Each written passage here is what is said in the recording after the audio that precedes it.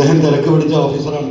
ആ തിരക്കിൻ്റെ ഭാഗമായിട്ടാണ് അദ്ദേഹം വരായിരുന്നെങ്കിൽ എനിക്കൊരു പ്രശ്നമില്ല, നമ്മൾ ആരും കാത്തൊക്കെ കയറാം. പക്ഷെ അവൻ അവിടെ ഇരിക്കട്ടെ എന്ന് വിചാരിച്ചിട്ടാണ് വരാതിരുന്നെങ്കിൽ അത് അദ്ദേഹം തീരുമാനിക്കേണ്ട കാര്യമാണ്. പരിശുദ്ധിയുള്ള കേര വെളിച്ചെണ്ണ. ഇനി ശുദ്ധമായ വെളിച്ചെണ്ണ ഉപയോഗിക്കൂ, ആരോഗ്യം സംരക്ഷിക്കൂ. കലർപ്പില്ലാത്ത പരിശുദ്ധി, കളങ്കമില്ലാത്ത നന്മ.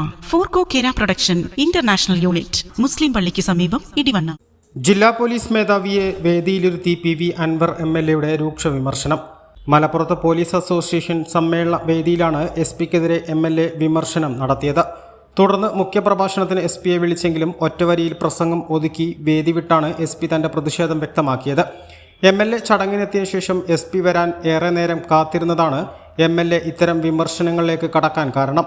പോലീസിനെതിരെ രൂക്ഷ വിമർശനം നടത്തിയ MLA അടുത്ത നിയമസഭയിൽ ജില്ലയിലെ പോലീസിന്റെ നിലവിലെ നിലപാടുകൾക്കെതിരെ പ്രതികരിക്കുമെന്ന സന്ദേശവും നൽകി.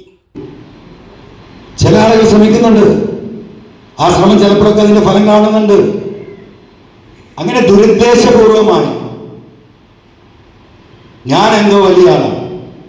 SP കുറെ സിം കാർഡ് പിടിച്ച് ഞാൻ കണ്ടു. നമ്മളെ 10 ലക്ഷത്തിന് മുതലേ അതൊരു വിവരമില്ല. കുറെ സിം കാർഡുകൾ, അതിന്റെ വീഡിയോസ് ഇങ്ങനെ കണ്ടെടുക്കുക. SP-നെ കാണുന്നത് ഞാൻ TV-യില്ല. അദ്ദേഹത്തിന്റെ ഉത്തരവാദിത്തമില്ലേ? ഞാനൊരു പൊതുപ്രവർത്തകനല്ലേ?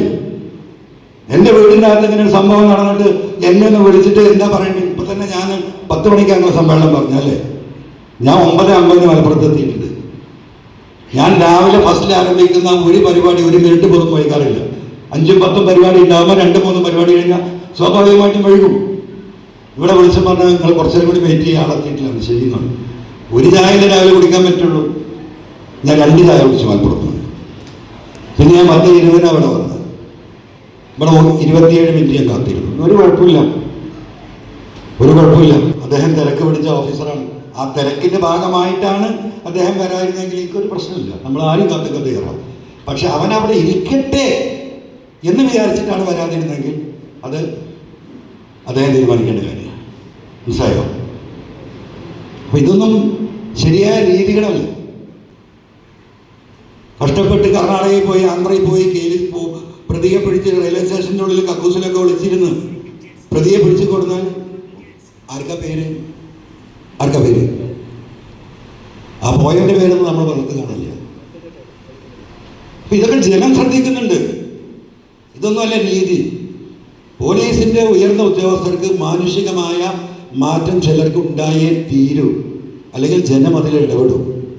Eranad hospital and research centre 10ാം വാർഷികാഘോഷങ്ങളുടെ ഭാഗമായി പുതിയ സേവനങ്ങൾ ജനങ്ങൾക്ക് സമർപ്പിക്കുന്നു.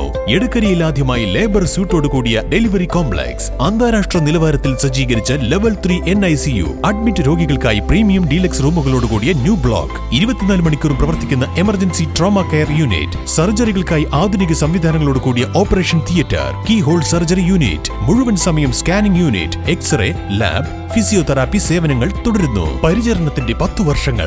Eranad hospital and research centre, main road, Edakkara.